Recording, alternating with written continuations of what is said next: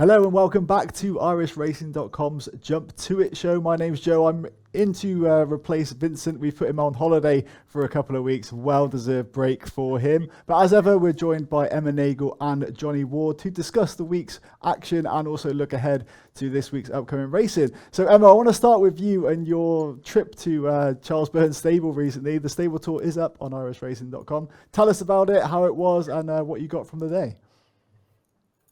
Yeah, no, it was brilliant. It was my first time down at Charles's Yard. Actually, I'd never been down there. It's down in Limerick. The facilities, I must say, they're absolutely top class. The Gallop was beautiful. I think they were after refurbishing it with new wood chip there in the summertime, I think Cahill was saying. But no, it was very impressive altogether. Got a good look at Blazing Cal. I never actually seen him in the flesh, so that was great.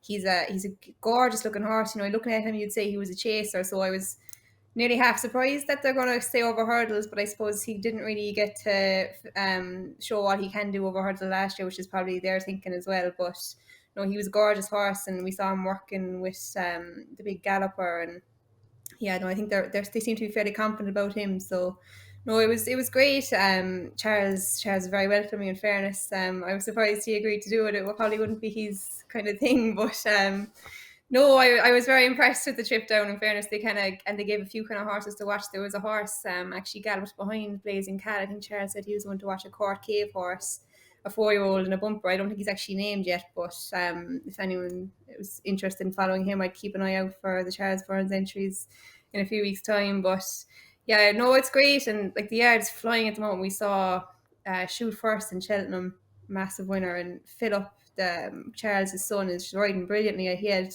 a good few winners this week, and I think he's actually after riding out his £7 claim. He's after riding out a £7 claim during the week. So no, it's a yard that's flying, and that was great to get down and have a look at it anyway. That's it. I mean, I wanted to mention as well, we did the stable tour with Jamie Snowden. Look at his strike rate lately as well, 35% win rate, sorry, since we actually spoke with him. So hopefully that good luck from IrishRacing.com continues with Charles Burns runners. Johnny, as well, just to bring you in, what did you make of the presentation from Emma, and also what do you think of Charles Burns in general?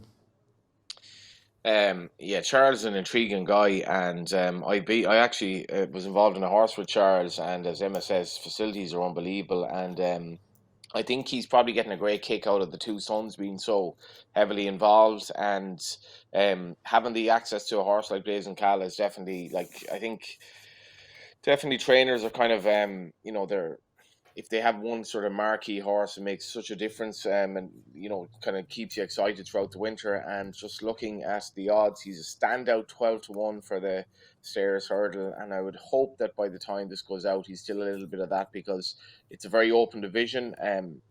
For example, it looks like Bob Ollinger is second favourite in the general betting. So he loves Cheltenham. He's a high cruising speed, and if he's laid out for that race, he won't be a colour of 12-1 come the day. And yeah, Charles is a very, very talented trainer. Unfortunately, the horse I had with him wasn't quite talented enough to do anything. But yeah, he was very, very good to deal with as well. Like, and Emma is obviously from a training yard. Like when you were training, that's saying to you, like, basically, like, this horse isn't good enough. Don't waste your money. It does matter a lot as well. And yeah, I think he's going to have a good season.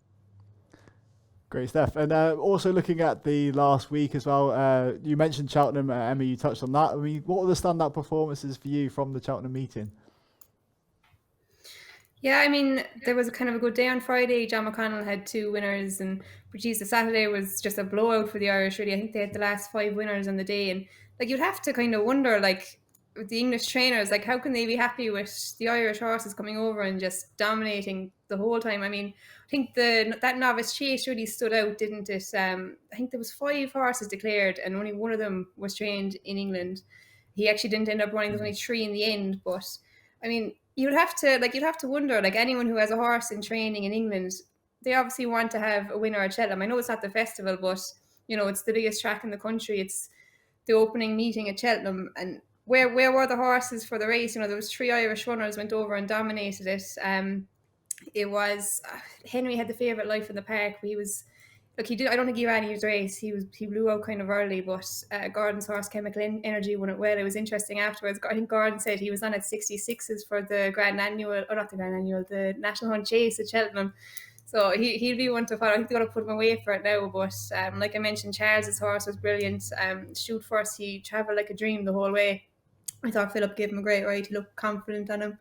And I'd say he won with a bit in hand as well. He veered across the track and he still won it with a bit. So I'd say they'll probably put him away for the Pretemps final now, and he'll probably take a bit of beating. I'd say when it comes to the festival, he's used to the track now, and he looks it was well planned out, I'd say. But yeah, no, it was a great day for the Irish. Like 5 winners at showcase meeting at Cheltenham. But yeah, you'd have to be wondering how the English trainers are feeling after that. Absolutely. Johnny, for you, any the standout performance? I mean, you can probably echo the sentiments, right, with Ireland dominating so well at Cheltenham.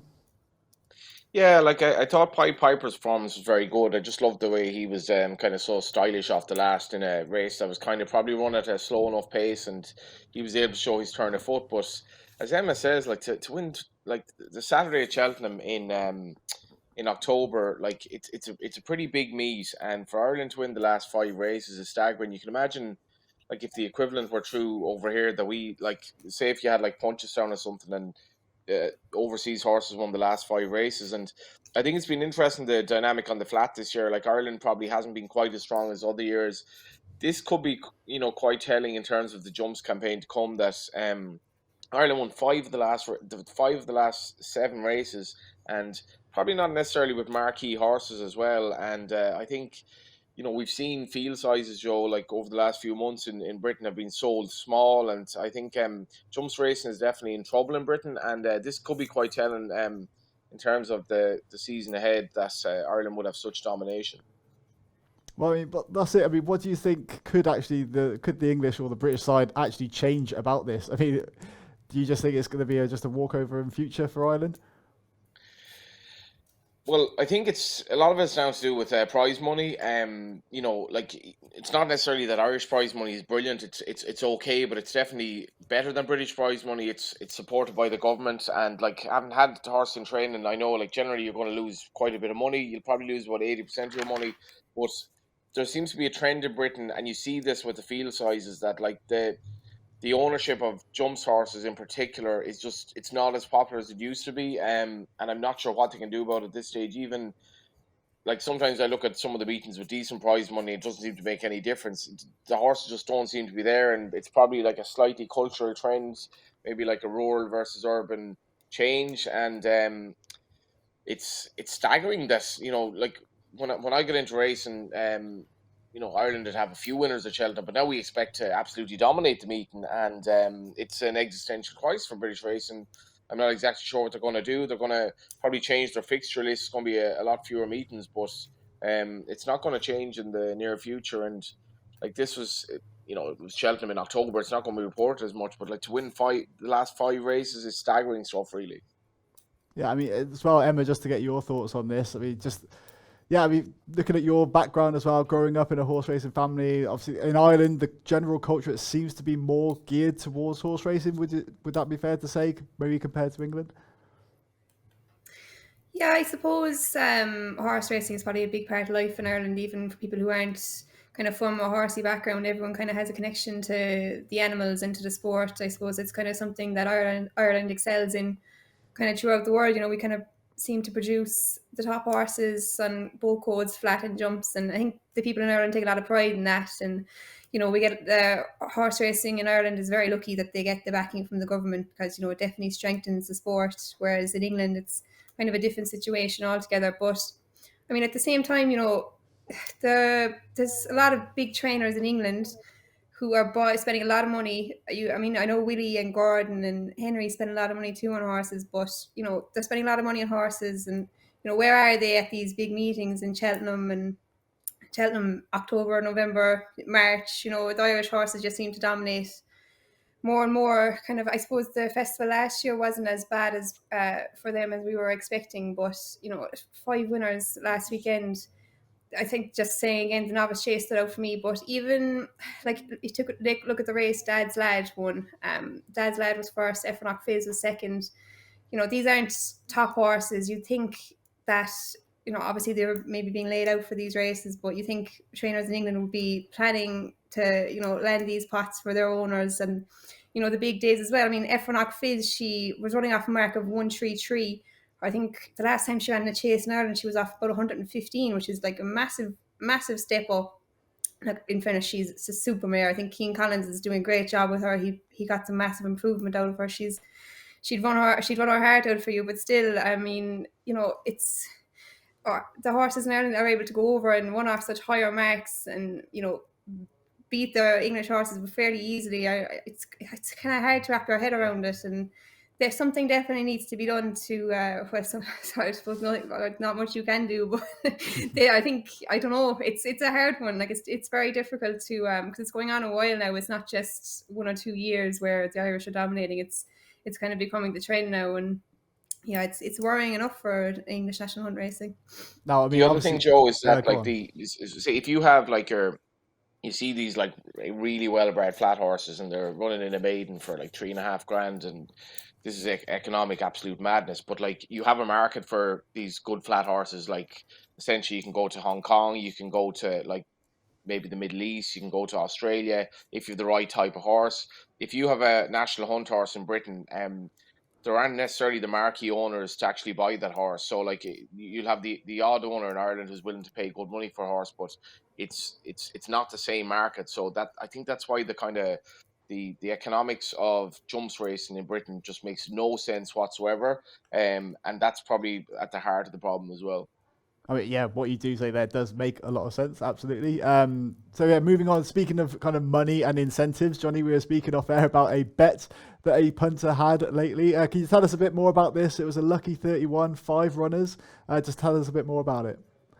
Yeah, I think like it's front page of the Racing Post as we're recording this at noon on Monday. And punter cashes out for 57,968, but could have won 425 grand after the final leg wins. And I have to say, like, I think in terms of ingenuity from bookmakers, I think cash out is absolute genius, because it plays with human frailty basically. And like, a lot of the time, I'll be like having a beer with somebody, and he'll say, "Oh, like I'm on Man United here. They're 1-0 up. Like, I'm gonna cash out. Look at the offer it's giving me or whatever." And in this instance, the bet was so small, like, it was a very very small bet, and it was a kind of a Hail Mary bet really, where he bet, what was this? He did 9-1 winner, 12-1 winner, Dingo Dollar, Spring Meadow, Honor Grey.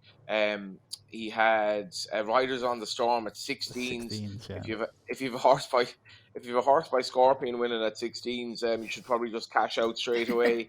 But the irony is, he was down to the last winner was 50-8, and this is where it gets complex. And I'm interested to see what Emma thinks of this, because to win, say, like, his actual profit was going to be over 400 grand. He cashed out for under 60.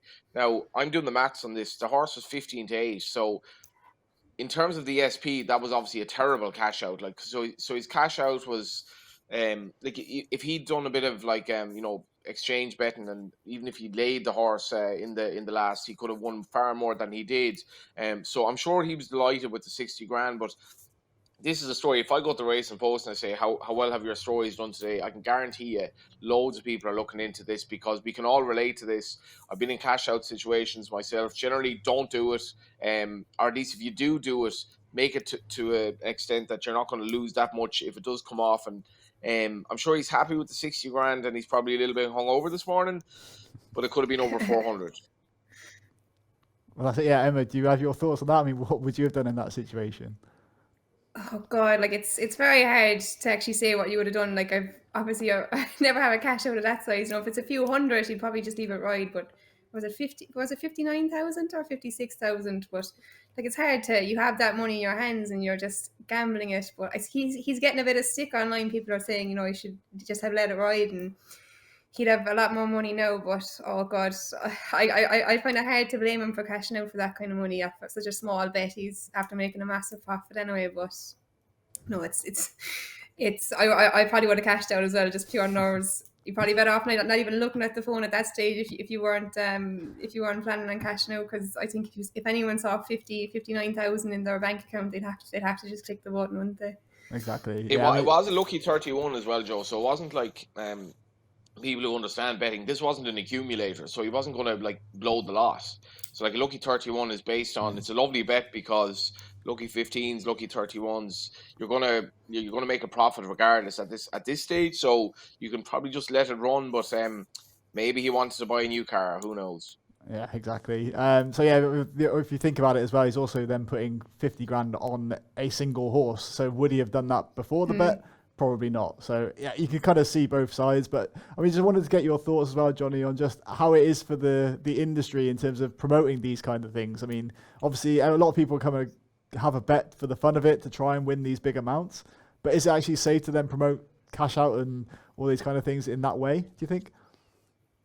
It's a fair point. Because I have a lot of issues with the way that the industry has gone. I think generally the industry is moving more towards sports betting and not horses betting. And I think the idea of bets like this are brilliant for horse racing because they show the potential. Like you couldn't really win this bet on a football bet. Like imagine picking like five like exact results in a football bet and trying for it to come off. Whereas this was like just shows the potential of racing. It's early in the season. You're getting maybe bigger prices on horses that you wouldn't. And I think it's probably a good story in the sense that it shows the highs and lows of gambling. This was the high of winning 60 grand, but the low of not winning another like 360. And I think if you did a poll on like, would you have done the same thing? You'd get an inaccurate result because you weren't in that situation Exactly. with chance to cash out like for 60 grand. And, the highs of this bet happening in the sense that he stakes so little and like over the day, your kind of your level of enthusiasm, your I guess your emotions are just getting so high, and by the end, you're thinking 60 grand is just great. And if you actually like canvas people about this, they would give you a different result to what they'd say to you ahead of the last winner on Saturday. Exactly. Yeah, you make a really good point there. Like, what would people actually do is probably different to what they'd say they would do. Obviously, there's like the Exactly. mathematical way of doing it to lock in a profit, all those kind of things. But if you actually sat there with those five figures in front of you, people probably would take it. Now, something moving on, I want to just mention as well Henry de Bromhead. We touched on that briefly kind of during the show. But Emma, just tell us how good it was to see him out again, obviously at Thirders during the week. Yeah, no, it was brilliant to see Henry back on the race course. There was a lovely interview on Racing TV with Ruby, and Henry kind of expressed he's gratitude for the support from everyone in racing, which it was great. It was great to see him. Like it's incredible the strength that he's shown to even come back this soon after it. But obviously, he's getting a lot of support from, and the horses are helping him a lot. His horses are running well. He had a double in Thurles that day, which was brilliant. And no, it's brilliant to see him back, and I think everyone would love to see him have his best year yet, which will be hard to do, but it would be brilliant to see him win a Gold Cup again, maybe with Absolute Hard and Honeysuckle coming back out soon. But no, it's great to see him back, and I think everyone's just wishing him all the best for the season, and we'd love to see him have a few big winners again. But he was unlucky yesterday in the Munster National. Actually, he was just collared on the line. Um, his horse was kind of out in front a long way, kind of maybe went a small bit too soon. The big dog caught him. The big dog was I thought he was impressive. He's kind of a horse that I liked for a while. He's probably one that will be kind of targeted at these big staying chases again. I think they were talking about going for the Troytown in a few weeks' time. So yeah, he was a nice horse. I thought that who won that, but yeah, no, Henry's horses are running well and long may it continue. Absolutely well said. Johnny, also just take us through some other highlights from Ireland in the past week. Yeah, I think that interview was definitely a highlight for me. I can't imagine how difficult it is for Henry. I think it was his first time racing. I've been at a few jumps meetings since the death of Jack, and at one level you're encouraged by people talking to you and wishing you the best and condolences, but it's obviously very tough. And it was great to see him back racing, and I thought Ruby carried off that interview very well. I was at the Curragh yesterday. I thought Bua produced a sensational performance in the Fillies maiden. I spoke to Paddy Toomey afterwards, and he said she was. I think he said she was maybe his best 2-year-old, and which is saying quite something. His strike rate is absolutely staggering, and I think for me, just this title battle is so intriguing. Colin Keane had a winner, then Billy Lee had two. He's back level now, and he's going to appeal the ban, obviously. And it's going to be a brilliant sort of end to the campaign. But I thought Bua's performance was sensational. For maybe it wasn't the strongest of maidens, but she absolutely bolted up and probably shouldn't be bothered by good ground as well. So he's a nice horse to look forward to next year. And speaking of horses to look forward to, Johnny, do you have a horse for us to look out for this week?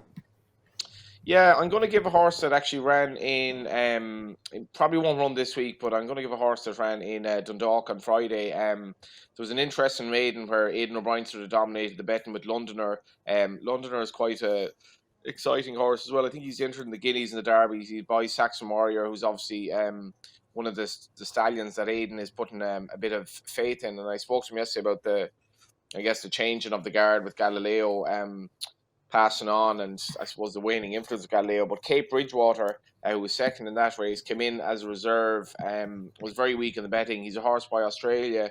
He was sent off 3-1 on debut at the Curragh. Was disappointing, but I thought this was far more like it, and I think he'd be a nice middle distance horse going forward. Lovely stuff. And Emma, for you, any horse that kind of stands out for you this week? Yeah, I thought the horse that won the bumper in Limerick yesterday was very impressive. Shoot the Blues, Blue Brezel horse for Barry Connell. I thought he was very impressive. He beat an even money Willie Mullins' favourite, which is an easy thing to do on debut. And I thought Barry's comments kind of after the race were kind of even more impressive than the performance itself. He said that the horse hadn't done any serious work, and they were kind of just hoping to finish in the first three. So that kind of really made the performance very impressive because he hit the line first well, even though he wasn't obviously fully fit. So That'll be probably a stacked nice up as horse well, to watch Emma, by going forward. the betting. So I did the betting on that race, and it was a 2-horse race because basically the horse that had run looked ordinary, and I sort of thought this would be like 7-4, maybe 6-4. Like Willie's horse hadn't sold for small enough money as a 3-year-old. As you say, Barry's had a nice pedigree, and I was like, this will be well backed. Wasn't at all. Really weak in the betting, so totally corroborates what you're saying. Yeah, so I'd say he's one to watch. Yeah. Great stuff. And one highlight as well I just want to touch on as well is the race at Down Royal on Saturday. So we've got the, of course, the Ladbrokes Champion Steeplechase. Johnny, just take us through some of your early thoughts for that race. Obviously, we haven't got the declarations yet, but just take us through it. Yeah, like I was racing down Patrick recently, and I think the two Northern Irish tracks do a really good job, and this will attract a great crowd. Like, I mean, it'll be intriguing to see how the crowds hold up over the winter, because we do have a challenge with the cost of living and all that. And I think there were a lot of headlines about the price of a pint in Cheltenham on Saturday and the price of food, and like going forward, that's definitely going to put people off. But I think this meeting is definitely always really popular, and I imagine that Galvin is going to go there after his seasonal return. He was very good. I think he'd be very, very hard to beat. I think Gordon Ellie has kind of said this will be his cup final. I think his limitations were probably exposed in the Gold Cup last year in terms of winning at Cheltenham, but I think this is definitely going to be a race that'll suit him. He's going to come there in 100% good nick, and I think it'll be a fantastic crowd, and hopefully we get a horse or two over from England as well for it. Yeah, of course, yeah, you mentioned that. So Frodon is in there as well. Obviously got the Irish Gold Cup winner conflated. Emma, any early thoughts on the race? Yeah, just kind of looking through. I agree with Johnny. I think Galvin could be hard to beat, but I think they're calling it Frodon's Gold Cup as well. So it'll be a Gold Cup battle between the two of them. And probably the two their two targets for their season. I think Envoy Allen stepping up to 3 miles might be interesting. I know there's kind of talk his wind mightn't be great. He's wearing a tongue tie, and I think he might have had his wind done as well. But he's a horse who obviously had massive potential. So you wouldn't know, maybe the step up and trip might help him kind of when he's 8-year-old now. So maybe the step up and trip might help him. He mightn't have that pace for the shorter distances, but no, I think Galvin probably will be hard to beat, but Envoy Allen will be one I'll be keeping an eye on. That would definitely be an emotional victory as well with that transfer. Yeah. Absolutely. Oh, of course, we'll be back on Friday for a full in-depth preview of that race, along with plenty others, with our betting experts, Stephen Harris and Ed Quigley. Johnny, Emma, thanks for today. That wraps it up for this edition of Jump To It. Of course, subscribe to the channel for plenty more content coming soon. I know, Emma, you're going to be down at Willie Mullins next week, or is it this week? So look out for that. Wednesday, yeah. So perfect. So plenty of content coming your way here on irisracing.com.